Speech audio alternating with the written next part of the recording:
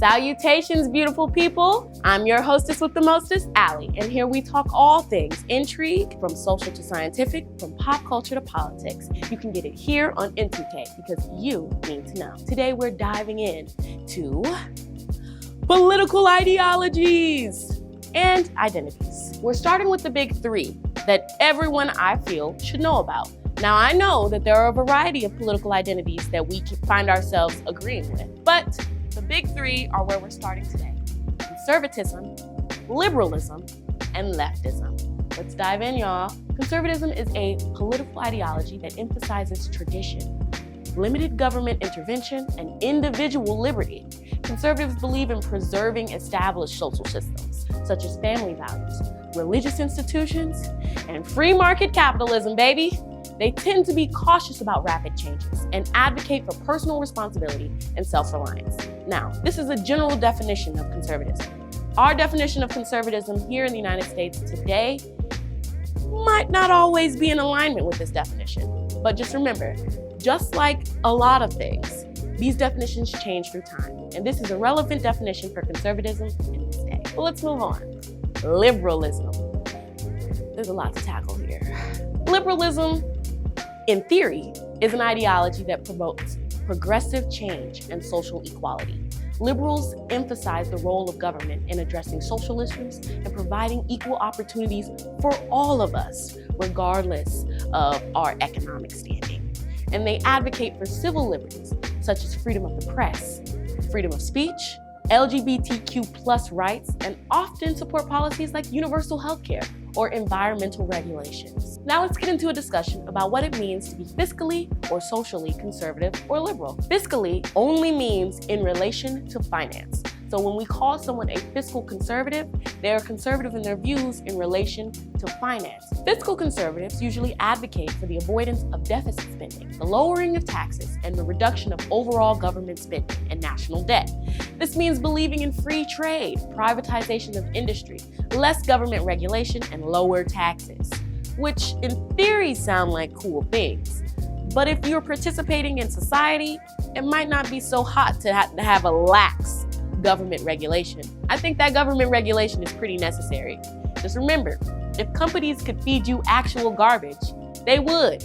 So government regulation kind of protects you from horrific type things like that. But now let's talk about fiscal liberalism. Spend that money on those social issues. So fiscal and social liberalism are closer than fiscal and social conservatism. To be fiscally liberal is kind of like putting your money where the people are. Like universal health care, that costs money. It's pretty expensive. But a fiscally liberal individual understands that. And they understand that that money is well spent. They're fiscally liberal. Now let's move on to social conservatism.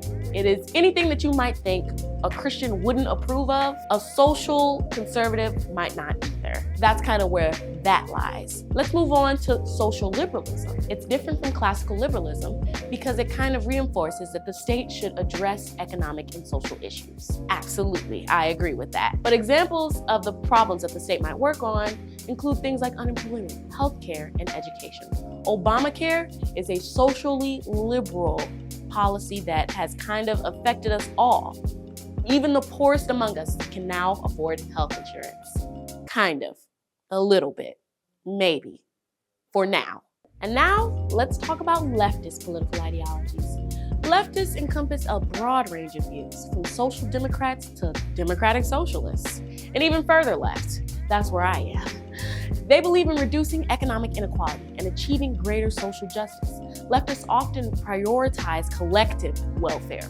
Keyword, collective. That means all of us over individual freedoms, and argue for significant government intervention in the economy as well to ensure fair distribution of resources. Collective welfare over individual freedoms can be applied in a lot of places. One that's especially relevant now is gun control. Countries like Australia and the UK have completely eradicated gun violence because they realize that the collective welfare is more important than the individual freedom of a right to bear arms. The leftist sees capitalism as a horror and believes that so long as money and profit rule the earth, people will be miserable and they will destroy themselves and others. The liberal does not actually believe this. The liberal kind of believes that capitalism is salvageable. It can be fixed with a few tweaks here and there. But the liberal doesn't understand that the economic and political system that is capitalism is a machine that's broken, and it needs to be fixed.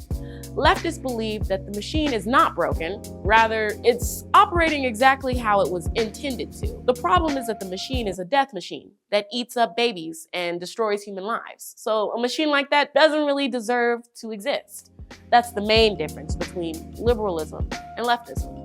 That diverge is made over capitalism. Now, we understand that conservatives fully believe in free market capitalism. They know that they want to exploit those who are beneath them. But the liberal is kind of worse. They want to destroy those beneath them, but they also want to look good while doing it. And the leftist understands that you shouldn't want to destroy people underneath you. You should try and advocate for a better society for everyone. And the best way to do that is getting rid of capitalism. But it's hard to say no to capitalism when you have a lot of money. Capitalism is pretty sweet when you have a lot of money. So in summary, just understand that conservatism emphasizes tradition, limited government intervention, and liberalism promotes progressive change and social equality, not financial, through government action. And leftist political ideologies prioritize reducing economic inequality and achieving social justice through significant government intervention. Understanding these political ideologies help us navigate political discussions and make informed choices, especially when we're voting. And remember, these are simplified explanations, but there's always so much more to explore. Stay curious, my friends, and keep learning. I want to hear about your political ideologies in the comments section. Thank you for watching N2K, and you can come and get it next week because you need to know. That was 30 years ago when we used to have a show. Now it's the disco, but not for Lola. Still in the dress she used to wear, faded feathers in her hair. She sits there so refined, she drinks herself half blind.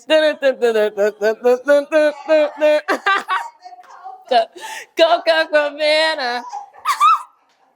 I want to work in a Coca Cabana.